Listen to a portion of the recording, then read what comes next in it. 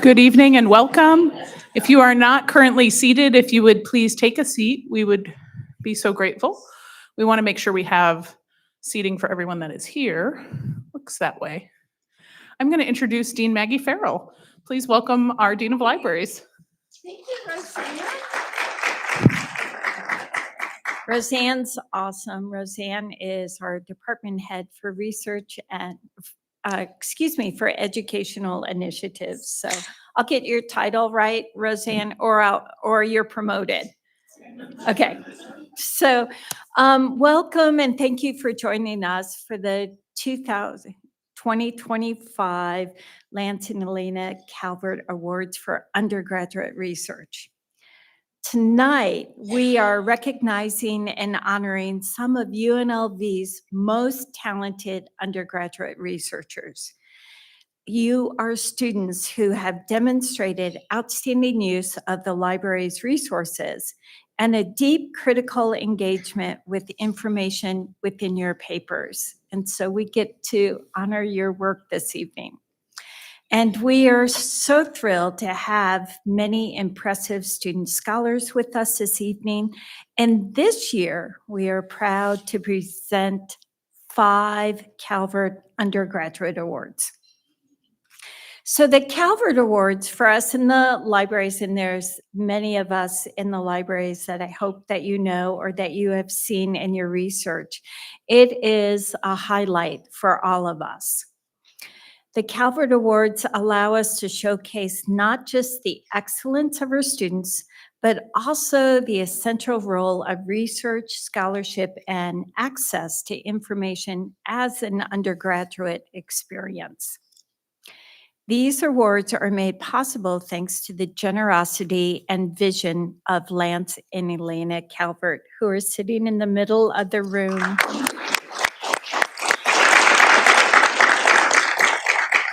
Elena and Lance understood the powerful role undergraduate research plays in academic and personal growth, and the critical support that the libraries provide in that journal. Through the Calvert Undergraduate Research Awards Endowment, Lance and Elena have created a lasting legacy that continues to shine a spotlight on the very best of UNLV's student research. And we are so grateful, Lance and Elena, that you came and joined us this evening. In addition to tonight's honors, the Calvert Fund also supported student research poster presentations at this year's Undergraduate Research Symposium. This is part of a growing partnership between the libraries and the Office of Undergraduate Research as we work together to advance the research mission of the university. And now, to help us kick off this evening's celebration, it is my pleasure to introduce a close colleague, Dr. Bo Bernhardt. Bo is Vice President of Philanthropy and Alumni Engagement at UNLV, also a UNLV undergrad, who worked a lot in the library. So this is what you too can become. Exactly. It is, because Bo is passionate. He is a passionate advocate for student success. He's a champion for the university's mission to empower innovation, research, and community connection. He brings a unique perspective to his role, and he continues to deepen the ties between UNLV and the broader community through his network. So please join me in welcoming Vice President Bernhardt. Thanks, Bo.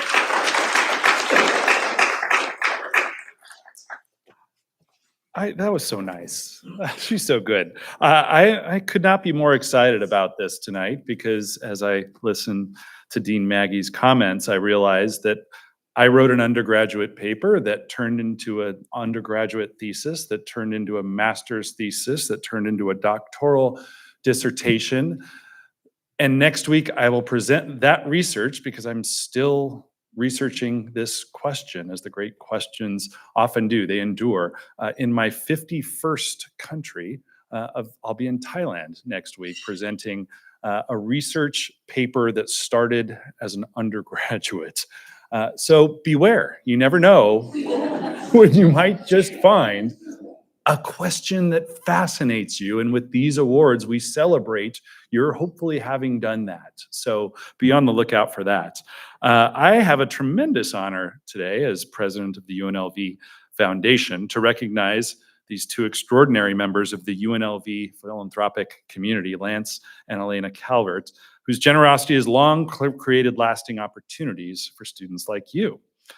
Tonight, and they're unaware of this, they're about to be inducted into the gold level of UNLV's Benefactor Society. This is an exceedingly rare and elite level that recognizes our most impactful and visionary supporters in the history of UNLV dating back to 1957. The most significant and inspiring contribution we celebrate tonight is this Calvert Award for Undergraduate Research, a program made possible by their generous endowment and established in 2008 here at university libraries. The award honors excellence in student research projects, as you know, that deeply engage these collections here at the library and demonstrate strong information literacy and research skills. The Calverts recently increased their endowment to raise the monetary value of this award, amplifying the impact on student recipients and encouraging even more robust academic inquiry. This support is also extended to the Undergraduate Research Symposium, where Calvert funds helped make it possible for students to present research posters, another example of how their gift fosters a thriving culture and ecosystem of undergraduate research.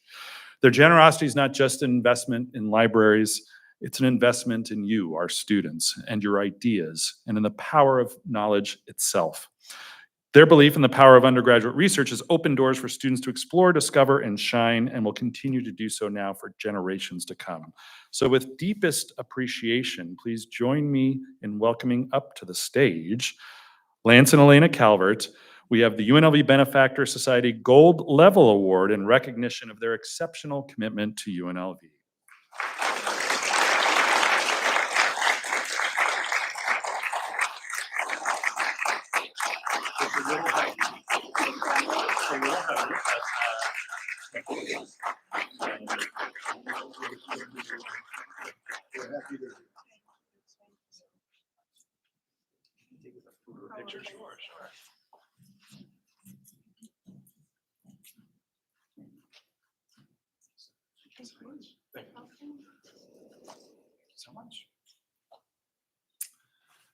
And I don't know if I'm handing back off to Maggie or where I'm. It's real gold. It's real gold. Yeah, it's heavy.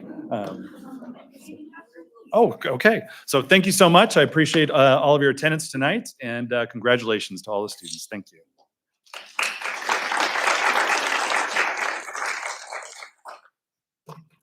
Hello, everybody. I'm so glad to see full room. Thank you for joining us tonight. Thank you very much, Maggie and Bo, and congratulations to Lance and Elena for this recognition of your unceasing dedication to supporting UNLV students. Hello, everyone. My name is Amber Sewell, she, her, and I'm a teaching and learning librarian here at UNLV Libraries. It is my pleasure this year to coordinate the judging of the Lance and Elena Calvert Award for Undergraduate Research. Our judges panel this year consisted of 17 spectacular faculty from across campus, representing just an incredible breadth of expertise across the disciplines. This award would not have been possible without their thoughtful time, effort, and dedication to undergraduate student research here at UNLV. While I won't name all 17 of them now, they are listed in the program, and I wanted to take a moment to convey my gratitude for their hard work during one of the busiest times of the semester. We received an impressive number of submissions this year from across the disciplines, and the judges offered really thoughtful feedback and enthusiastic discussion of their merits. After hearing from today's winners, I'm sure you will understand why the judges were so impressed. So thank you to our judges. Your service is greatly appreciated.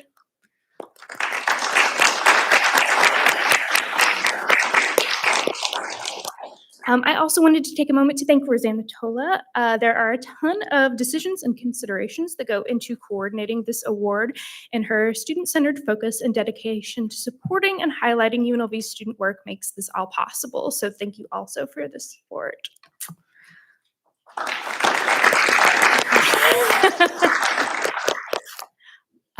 finally, I would also like to echo Maggie's thanks to Lance and Elena Calvert, coordinating this award and getting to see all of the spectacular student work that our undergraduates are doing is always a highlight of my year. And I appreciate your generosity in making this possible. Not only is this a wonderful way to honor undergraduate students here at UNLV who are doing just exceptional work, but this award is a meaningful way to present these impressive student projects created under the thoughtful guidance of their faculty advisors to the faculty, staff, and even the community here at UNLV. It's an uplifting reminder of the potential in all of our students and an inspiring way to bring the semester to a close. So thank you all again for making this possible, and thank you for joining us in celebration of these students tonight.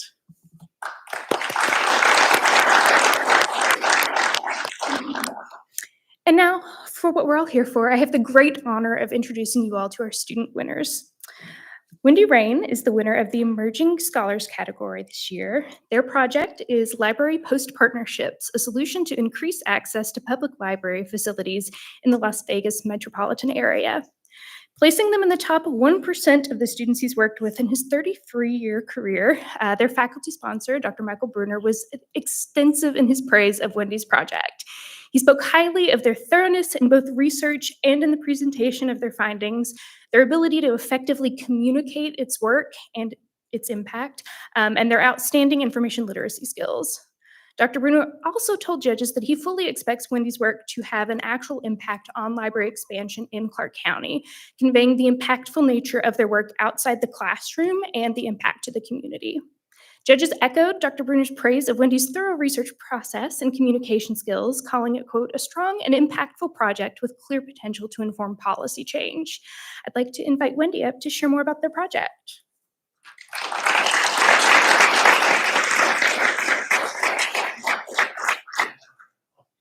Hello, and thank you first of all to Lance and Elena Calvert and the staff of the Undergraduate Research Awards and the libraries for selecting my work and allowing me to be here today. A few years back, a mentor of mine was doing a project on food deserts in Las Vegas. When I read his thesis, I realized there are resource deserts of many kinds throughout American communities. I started learning more about urban planning and community design, and I couldn't stop thinking that access to a public library, especially in areas that already had little to few other public amenities, would help revitalize those urban neighborhoods. For my policy project, I chose to research how can we build more libraries in Las Vegas. What I didn't know at the time was just how complex that issue was, and that by starting it, it would become a passion of mine. Throughout the research process, I accessed over 100 individual sources of information, which I kept track of through an annotated bibliography. Even in the era of the free internet, the university libraries were key to this research process, and that cannot be understated. Before I could go anywhere with my project, I needed evidence to support my claim that public libraries improve community metrics in the first place. I focused on peer-reviewed studies in library and information sciences, most of which were behind paywalled academic journals. Without the interlibrary loans of Lead Library, I wouldn't have been able to find that key data that supported the foundation of my entire project. In order to identify if there were actually library deserts in Las Vegas, though, and where they were, I needed a map, but that map didn't exist. Data visualization is an important rhetorical tool for any argument, but I had no experience mapping data like that geographically. So I reached out to the library's GIS and data visualization specialist, Alyssa Renteria. Thanks to the resources she provided, I was able to not only provide visual figures and maps that proved we have library deserts locally, but I was also able to cite very specific demographic data that proves those resources are needed in our community for educational and vocational development. Whenever I hit a wall in my research, the Urban Affairs research librarian, Susie Scarl, helped me get unstuck. She taught me how to improve my research skills and scoured the library and internet with me for sources. Perhaps one of the most significant points this project demonstrated was the importance of library print and archival sources, even those that cannot be found on the internet. Subject matter textbooks from the Architecture Studies Library and the compiled Las Vegas Clark County Library District records, which are in special collections, ended up being the sole source of valuable information for my project. In crafting the solutions for my policy proposal, I used the university library's news subscriptions in order to find examples of how different libraries have expanded their branches on restricted budgets. Frequently searching these news sources also meant that I had access to in-time updates on funding cuts and proposed legislation that would affect public libraries. While that information made my research more challenging, it also led me to find more creative solutions. One requirement from this project was to conduct research interviews, which is something I had never done before. The director of the Oral History Research Center, Clay T. White, shared her experience collecting interviews and showed me where I could find those oral histories of people from the Las Vegas area. In doing so, I found oral histories from interviews for individuals that I was going to interview, and by looking at those, I became much better prepared when I did so. By the end of the semester, I interviewed multiple local library and policy professionals for my project. Through each of their interviews, I strengthened my research skills, as well as obtained valuable information that was unavailable anywhere else. I am grateful for their time and their willingness to share their expertise for my project. My final proposal was to use public-private partnerships for space-sharing facilities that would expand public libraries throughout library deserts in Las Vegas. Library partnerships and space sharing are tools that have long since existed in multiple industries, but they have not been combined for permanent public library facilities in urban areas. By doing so, we would decrease the cost of library expansion and facility maintenance and strengthen community relationships between different sectors, as well as reach patrons who may not be able to access a public library otherwise. I believe that my project is progress towards increasing library access in the Las Vegas metropolitan area. But this issue is not unique to our city, and it also becomes more salient as resources for public amenities are influenced by economic and political shifts. It is important for our communities to have equitable access to information and public resources, and I would like to support libraries making that happen here and beyond. Before I finish, I would like to thank Professor Bruner, who unfortunately was not able to make it today, but he started the class with the belief that each one of us could make a strong and convincing policy study, even when we didn't believe it ourselves. Through this self-guided research, I can confidently say he was right. My research skills grew from practical application and from his very dedicated mentorship for myself and my peers. Finally, I'd like to again express my gratitude to Lance and Elena Calvert. One of the main reasons I wanted to study at UNLV for undergraduate was because of the opportunities for undergraduate research that not a lot of universities provide. However, I think some of us underestimate the work that we can do even within the classroom.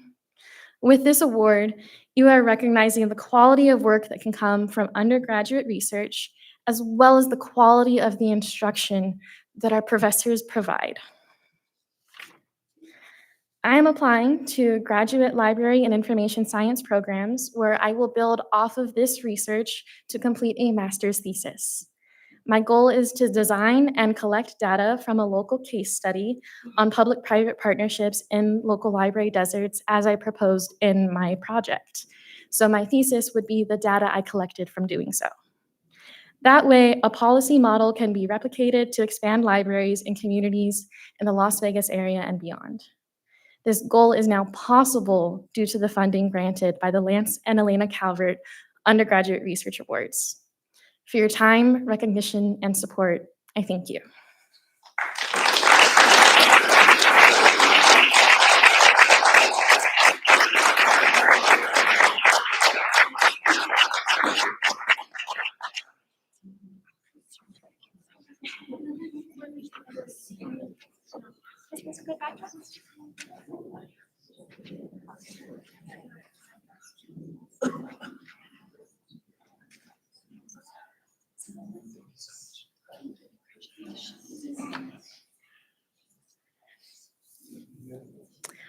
All right. Omar Shafi is our winner in the Creative Works category. His short story is titled The Blood Moon. Omar's faculty sponsor, Dr. Sheila Bach, provided important and impressive context for this work to the judges this year, including the fact that doing research was not even a requirement for this assignment. Omar had been so inspired by research for a group project that he, as Dr. Bach pointed out, saw this creative assignment as an opportunity to conduct research to further explore key questions that guided the creation of his story. His effective use of interdisciplinary resources, informed by social sciences and interdisciplinary studies librarian Brittany Sterling, contributed to his story by not only, quote, paying homage to the historical and folkloric origins of the werewolf for this Monsters and Monstrosity course, but also contributed to Omar creating a story wholly original in the landscape of contemporary reimaginings of the werewolf. Judges were absolutely effusive in their praise of the submission, from the story itself to how well Omar articulated the impact of the scholarly research on their creative work. To share more, I'd like to invite Omar up to speak about his project.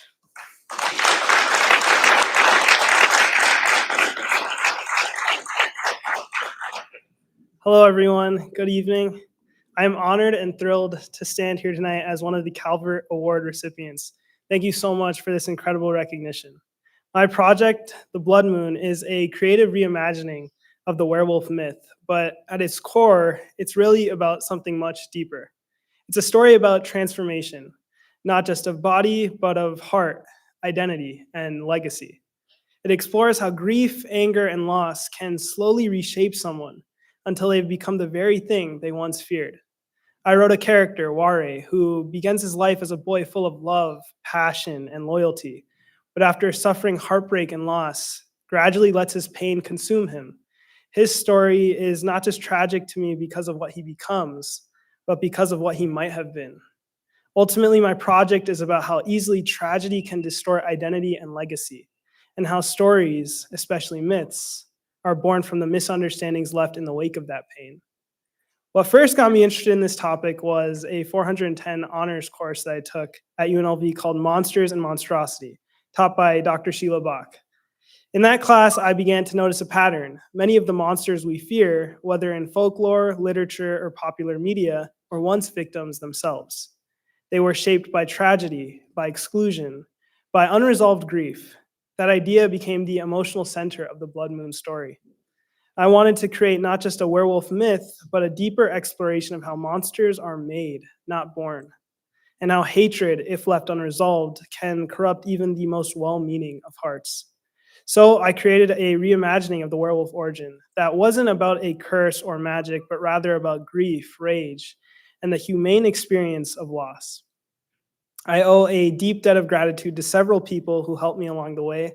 First, I want to thank my faculty mentor, Dr. Sheila Bach, for her invaluable guidance, feedback, and encouragement throughout this project's creation.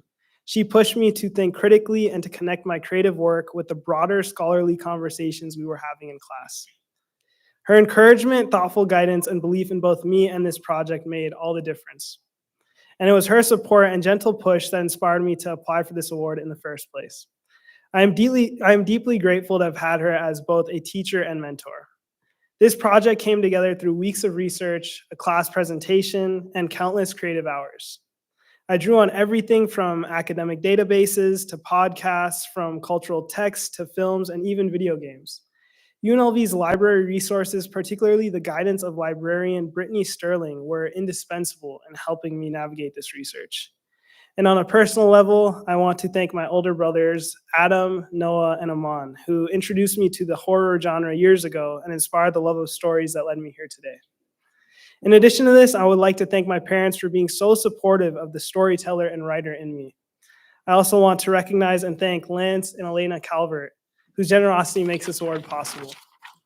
Their support empowers students to pursue projects that blend research and creativity, and I'm deeply honored to be part of that legacy. Winning this award means more to me than I can fully express. It validates not only the creative effort I put into this project, but also the research and critical thinking that shaped it. This project reminded me that creativity and scholarship are not opposites, rather they enhance each other. The more I learned, the more intentional and powerful my creative choices became. This award gives me the confidence to keep pushing the boundaries of what I can create. It reminds me why stories matter so much. They can teach us, serve as warnings, and even allow us to confront hard truths about who we are, what we fear, and what we might become. At its core, the Blood Moon story asks a question I believe is more urgent now than ever. What futures are lost when we allow pain and hatred to shape us? Anger, like fire, does not only burn outward, it consumes the one who holds it, hurting those closest to them and creating cycles of hatred that stretch across individuals, families, and even generations. In a world already filled with conflict, war, and division, we need stories that remind us not only of what we stand to lose when we give in to hate, but of the strength and hope we gain when we choose to let it go. There is one message I hope this story leaves behind. It is this: only by letting go of hatred can we allow healing, compassion, and our shared humanity to prevail. Only then can we access the best parts of ourselves. When we choose to let go of anger, we create space for understanding and hope. And that is something to carry forward with pride, knowing we are helping to build a world that so deeply needs it. As people, as a community, that is something to believe in, to strive towards, to be proud of, and to carry forward into this world. Thank you again for this incredible honor, and thank you to everyone who helped make this project possible. I'm truly grateful.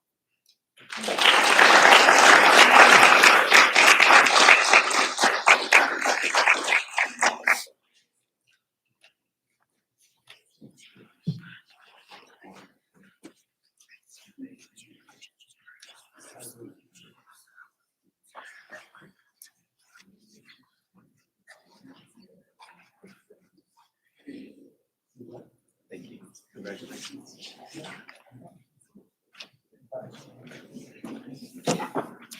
I don't know about you all, but no, I want to read the story again. So just a reminder that you can find all of these amazing projects on the webpage in our institutional repository if you want to check it out. But up next, Drewmel Darby is one of our winners in the Advanced Undergraduate category with his project Banking on Black Banking and Financial Institutions in the Historic Westside, Las Vegas. Dr. Tyler Perry, Drewmel's faculty sponsor, told judges that, quote, he's one of the most ambitious and engaged students I have ever met, enthusiastically describing Drewmel's extensive and varied research process into a topic that Dr. Perry told judges no scholar has yet critically examined. Dr. Perry's support for this project is so strong, he expressed multiple times in his letter of support that he hopes Drewmel will explore publication of this project, saying that, quote, Mr. Darby's curiosity has essentially unearthed the topic that not only introduces a new paradigm for analyzing the social, cultural, and economic histories of African Americans in Sin City, it also positions Las Vegas as a case study for comparisons with other, often much older, cities like Detroit, Los Angeles, and New York that have been analyzed by previous scholars. He described how Drewmel sought out not only existing scholarly research related to his topic, but also incorporated an impressive number of other sources, including oral histories, newspapers, manuscript collections, and memoirs. This was echoed by the support of one of our judges, Sarah Jones, head of Special Collections Technical Services, who, though she did not evaluate this particular submission, told judges how persistent and engaged Drewmel was in engaging with special collections while conducting research for this project. To tell us more about his process, I would like to invite Drewmel up to the podium.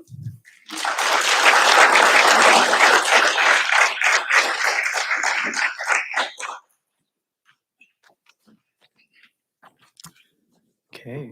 Ooh. All right. Ooh. Sorry. All right. Well, good afternoon, everyone. Amber, thank you so much for the introduction. And I would first like to give thanks to the wonderful people here at UNLV Libraries. And of course, a special thanks to Lance and Elena Calvert for making this award possible. I am deeply honored. So this project pretty much started in a visit to UNLV Special Collections in Dr. Tyler Perry's African American Studies course on Black Las Vegas, where we were introduced by Sue Kim Chung, head of Special Collections, all the different special collections and box collections that UNLV had to offer. And she brought to my attention this one letter in the Mary and James B. McMillan papers, which discussed the establishment of a financial institution, a bank that was named Citizens State Bank, which would be located in Las Vegas's African American community, which is known as the Westside. But lo and behold, I couldn't find any existence of this bank to this day. And so immediately, like the question that got into my head was, what happened to this bank? And so the journey started from there.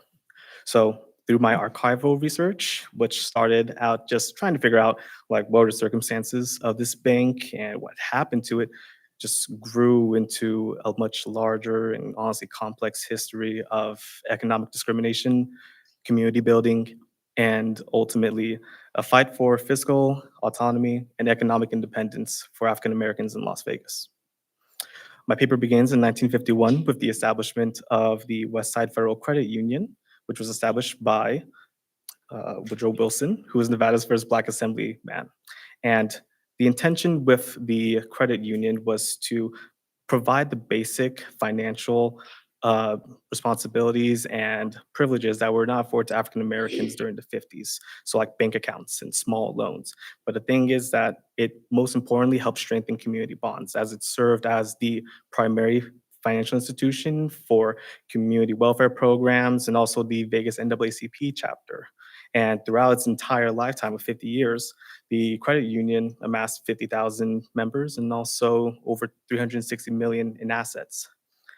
But on March 26, 1960, Las Vegas casino bosses, politicians, and civil rights leaders met in the Moulin Rouge Hotel Casino to work out an agreement to end the Jim Crow policies of Las Vegas, and more importantly, to open up the strip to Black Las Vegans. Now, what I found is that with the goals of community leaders in this post-integration era, like Dr. James B. McMillan, who was the first Black dentist of Las Vegas, and Dr. Charles West, who was the first Black medical doctor of Las Vegas, they wanted to, of course, mend the wealth gap that was created due to Jim Crow segregation, but also stave off the economic deterioration that they saw would happen to the people and the Black businesses in West Las Vegas, which is indicative of all Black urban centers from Detroit to Los Angeles to Harlem throughout the entire nation. And but they also wanted to go a little bit further than that. They wanted to bolster the community's fiscal power, and they wanted to achieve economic independence in integrated Las Vegas. And the way they thought they could do that was through a bank. So in 1962, with Governor Grant Sawyer's administration, they attempted to get a bank chartered, titled Citizen State Bank in West Las Vegas. However, the bank never got up and running. They had to amass $500,000 in capital to back the bank and get it chartered with Black majority shareholders. And Nevada superintendent, who was Grant Robeson at the time, requested that the Citizen State Bank Board, it's like, you guys did a great job amassing that $500,000. You know what I'm gonna do for you? Just to make sure that you guys don't fail, I want you guys to amass another $500,000. And so they went about and did it. But unfortunately, with the lack of capital within the African American community at that time and the divestment of economic businesses during the 1960s, there was little support from the community in order to maintain Black majority ownership. So they attempted to get a loan from a St. George bank, but Grant Robeson caught on to it, reported the bank to the federal government, and canceled any sort of talks of starting a bank for the West Side. And now looking back at this moment in McMillan's memoirs, he kind of realized, well, Nevada State Bank was able to start up with $500,000. Why give us this special condition? And I kind of want to share this one quote that kind of sums up the general feeling of some civil rights leaders during this period. In McMillan's memoirs, he recounted, "The bank thing was very important to us. Our failure to get something started has held our people back. In order for any race to survive, they have to deal with money. They must have capital or access to it to build a strong community. Civil rights were being advanced nationally and here in Nevada, but we were acting like fools, taking our money from the West Side and spending it downtown and in casinos, and we had nothing." Now, I ultimately argue that the failure of the establishment of a bank, although it isn't the main sole reason that economic deterioration happened within the West Side, it's a reflection of it entirely. The lack of actually grasping onto the fiscal power and move into this integrated economy in the post-segregated Las Vegas really struck a nerve with civil rights leaders. but also it was a harsh realization that even in a post-integrated Las Vegas, that the white supremacist power structure still existed.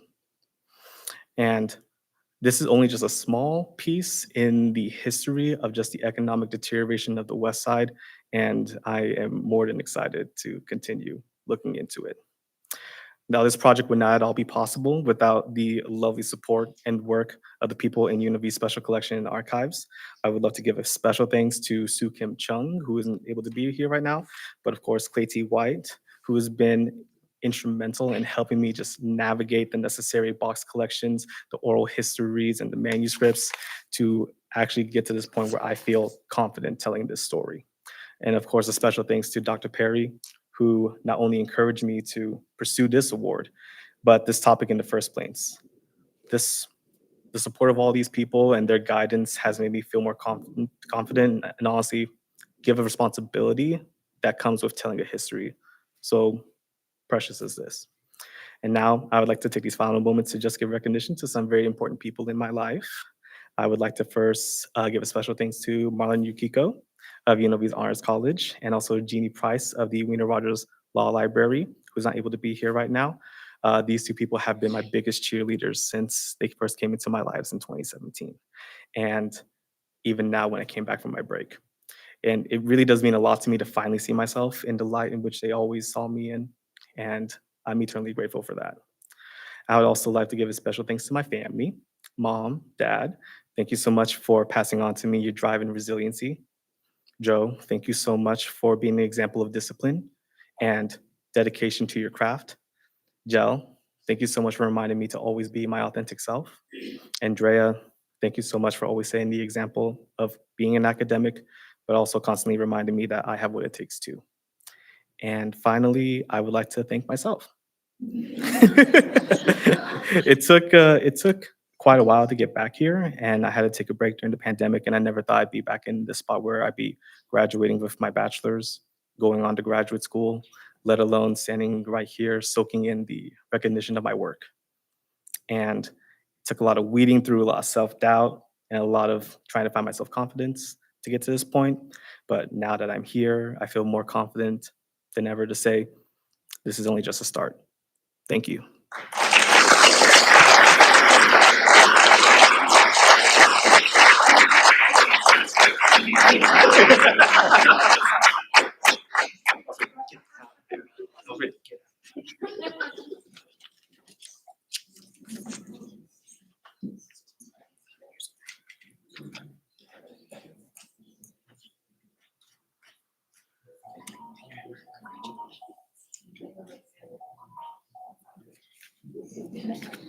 All right. Olivia Sinkevitch is also a winner of our Advanced Undergraduate category. Her project is Black Women in Feminism, SNCC, the Second Wave, and Balancing Identities of Gender and Race. Her faculty sponsor, Dr. Michelle Toussaint, was extremely complimentary of Olivia's process from start to finish, beginning with a clear research question, which she pursued with intention and thoughtfulness, and ending with an exceptional project well situated in a broader framework of established scholarship on intersectionality as it relates to civil rights and feminist movements.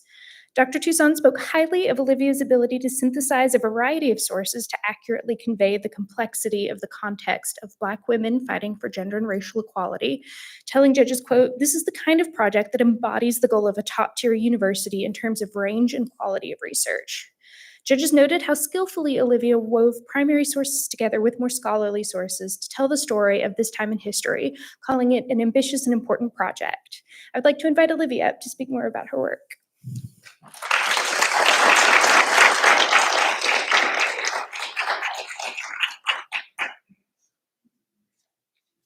Good evening. I'm so grateful to be here tonight and for the UNLV libraries and of course for Lance and Elena Calvert for allowing this event to happen. It is incredibly important when a university uplifts their students and celebrates their work. It represents our success at the hands of the incredible community here, as well as the hardworking faculty members that dedicate themselves to helping us succeed each and every semester. My project, Black Women and Feminism, speaks to the larger issue of intersectionality and how identities overlap to create unique experiences.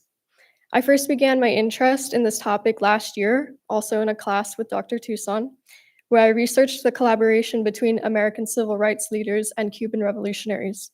However, I wanted to narrow down the scope of this important topic and focus on the female perspective. Through utilizing the UNLV library search tool, I found sources that explained how the second wave feminist movement of the 1970s largely stemmed from the civil rights movement of the 1960s, but that there wasn't just the dominant feminist movement that we know of, but multiple feminisms. I wanted to know why. Eventually, I found a key primary source in which women from a little organization called SNCC, or the Student Nonviolent Coordinating Committee, organized a 1964 position paper calling for feminism within SNCC. My paper broadened my perspective on feminism in America, as the call for female liberation could look so different in America's diverse population.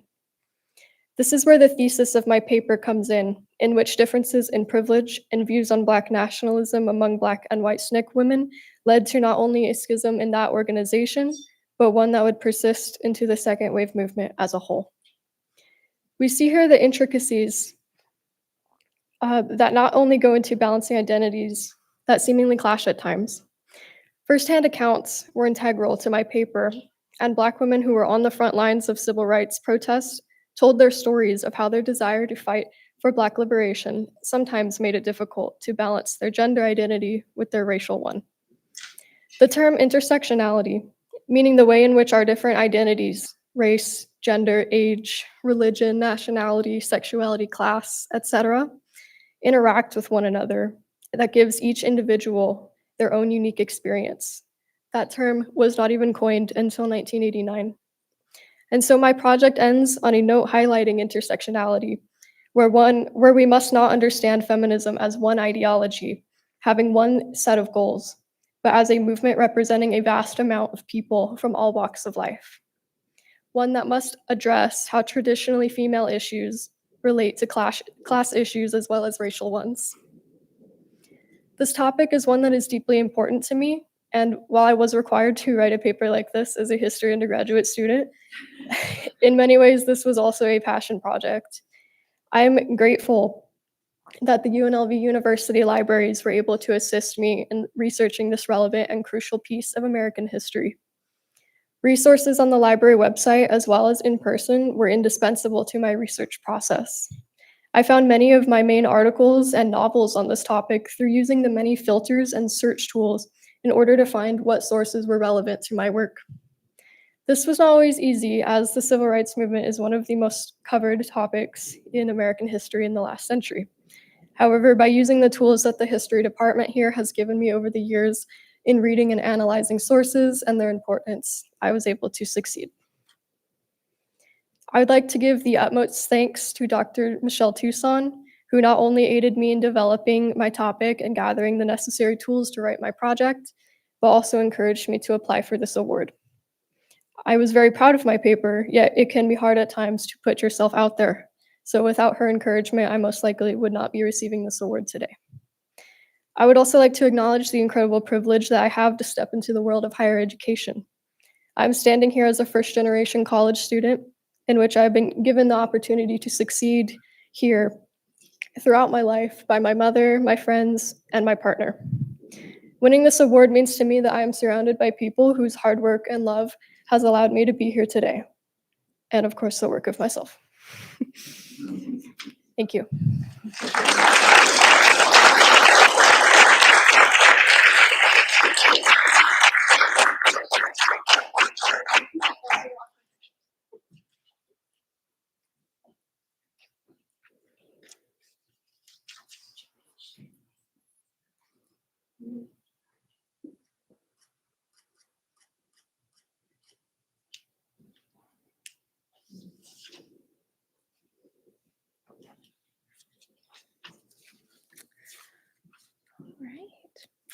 Giselle Rivera is the winner of our Extended Advanced Undergraduate category. Her project is Negotiating Power, the Influence of Women in Shaping Colonial Barbados and Jamaica from 1750 to 1833. Her faculty sponsor, also Dr. Michelle Toussaint, called her project, quote, a timely and important piece of original undergraduate research that makes an impressive use of library print, visual, and digital collections. Both Dr. Toussaint and the judges commented on Giselle's use of visual sources in her project, complimenting the way Giselle paired these visual sources with written primary source material in order to extend the depth of her analysis of these communities of women. Speaking highly of her clear research focus, skillful incorporation of a wide variety of sources, engagement with the revisions process, and display of disciplinary skills and expertise, Dr. Toussaint told judges that, quote, this attention to the craft of research as a process, conversation with expert sources, and revision is a hallmark of the very best undergraduate research. Judges were impressed by the critical lens Giselle applied to her sources, going out of her way to note when some sources came from a place of bias, perhaps not immediately apparent, as well as seeking out financial records to get a more complete narrative of women's roles in Jamaican society, which might have been difficult information to find otherwise. Multiple judges, again, noted that they hope Giselle seeks publication for this work, given its thorough and unique nature. I would like to invite Giselle up to tell us more about her work.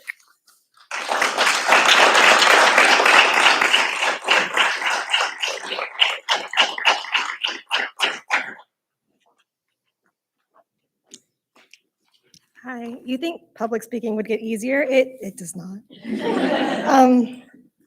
But it is such an honor to be here today, and I would like to begin by thanking the UNLV Libraries and the Calvert family for this award.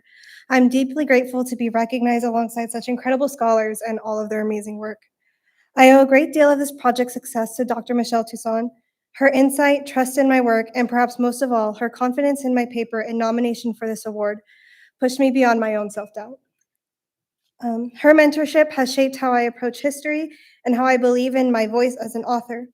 I would also like to thank Priscilla Finley, who is, I think I saw her, hi, for her patience and her expertise throughout this entire process.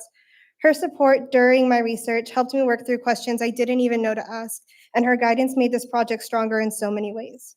I also really need to thank my 451 partner, Madeline. She read this paper when it was horrible. Grammatical errors, spelling errors, all of it.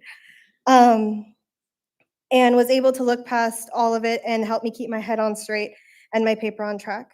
And lastly, I'd like to thank my partner, James, and my kids. They have consistently supported me and probably have sacrificed just as much as I have throughout these last few semesters. My paper, Negotiating Power, the Influence of Women in Shaping Colonial Barbados and Jamaica, explores the often overlooked ways in which women exercise agency and navigated power structure under British colonial rule. While the Caribbean is frequently framed as a space of conquest and resource extraction, I was drawn to the lives and resistance of women who operated within and against these imperial systems. Their presence complicates the dominant narratives of empire and reveals how we've overlooked them when we don't ask who was left out of the story and why. Throughout my paper, I highlight the importance of visual culture and historical research. The art of Agostino Brunius was pivotal in shaping my project. His work offered a visual entry point into the racial and social hierarchies of colonial Barbados and Jamaica, allowing me to see the embedded power dynamics that many written records have obscured or left out. I was drawn to this topic by a desire to better understand the intersection of colonialism, gender, and erasure. As someone invested in decolonial history, I wanted to examine not just how colonial power was enforced, but how it was negotiated, how it failed, bent, or was resisted in impactful ways. By the end of my project, I felt a personal connection to the work. The histories of forced silences, of voices written over or ignored, felt urgent to revisit and reinterpret.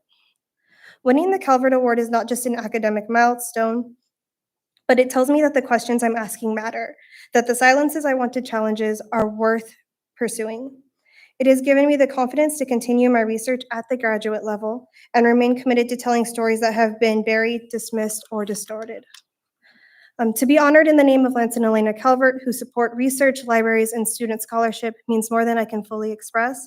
And I just want to thank you all for being here to celebrate in that research and curiosity. And I'm so happy that's over.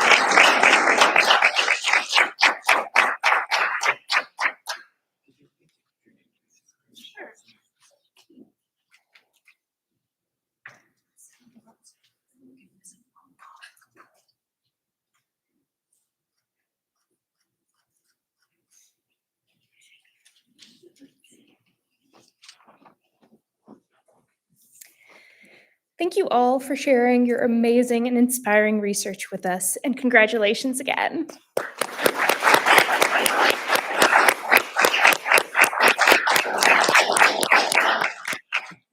And now I'd like to turn things over to Roseanne Matola, Head of Educational Initiatives here at UNLV Libraries, for some closing remarks.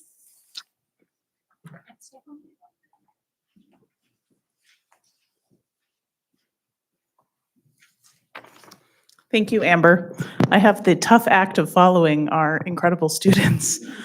So bear with me as I get through these closing remarks. But tonight really is one of those special moments in the academic year that reminds, I think, all of us that work at UNLV why we do the work that we do.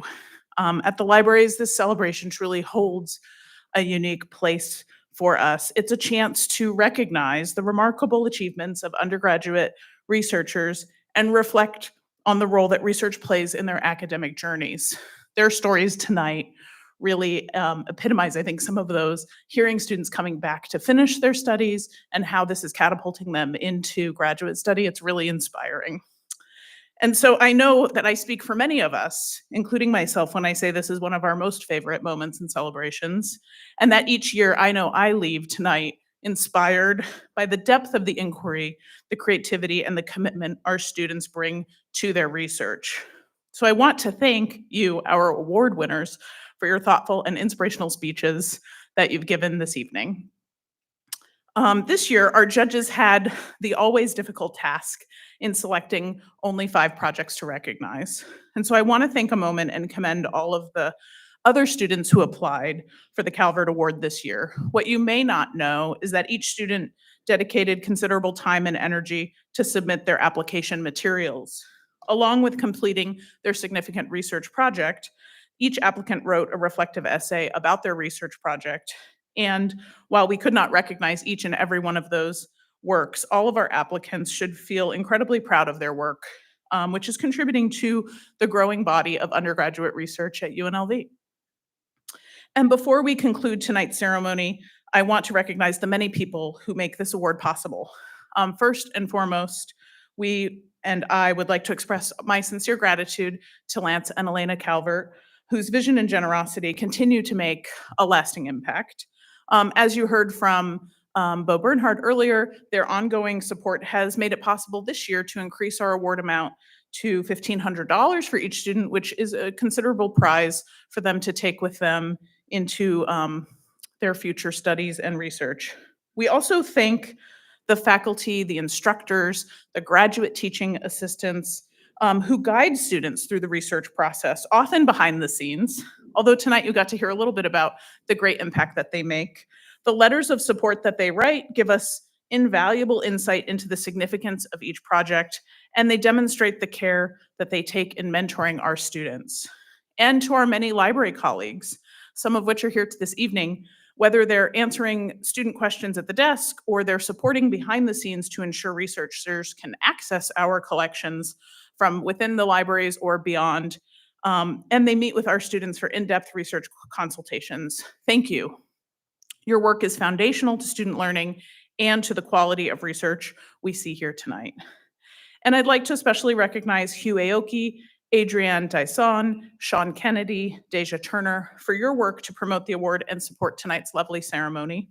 And of course to Amber Sewell, who you've had the pleasure of hearing from this evening. I want to thank you for your leadership and care in guiding the Calvert Award forward.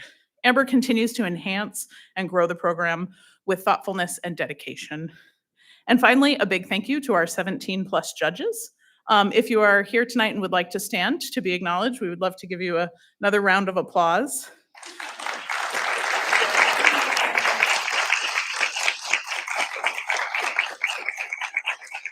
They generously gave their time and expertise during a busy part of the semester. We're grateful for their service. We are also very demanding around the turnaround time in which they have to review these projects. And this year marks our 19th anniversary of the Calvert Award. We are already very much looking forward to next year's milestone and planning for an extra special ceremony. And with Lance and Elena's continued support, a group of us will be working together over this summer to expand the scope of the award to more broadly include first-year student research. So as we're hearing so many great stories tonight about the undergraduate research journey, we're very excited about some things that we're working on at the first-year level. And with tonight's recipients, 80 students have now been honored for their outstanding undergraduate research. There are even a few past winners here tonight. Dr. Tyler Perry in the back of the room, now an associate professor at UNLV.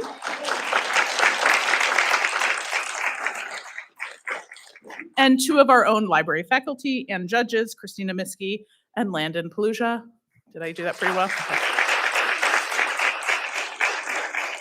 Who continue to ask me to take their photos down from the everlasting slideshow.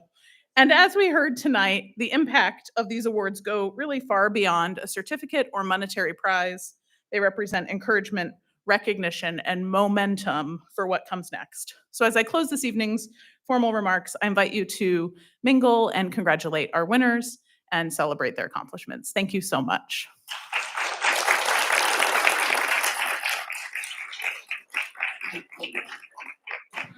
And finally, if you are one of those winners, we would love to get a group photo with you, and we invite you to please take one of the beautiful floral centerpieces home with you this evening, conveniently before Mother's Day weekend.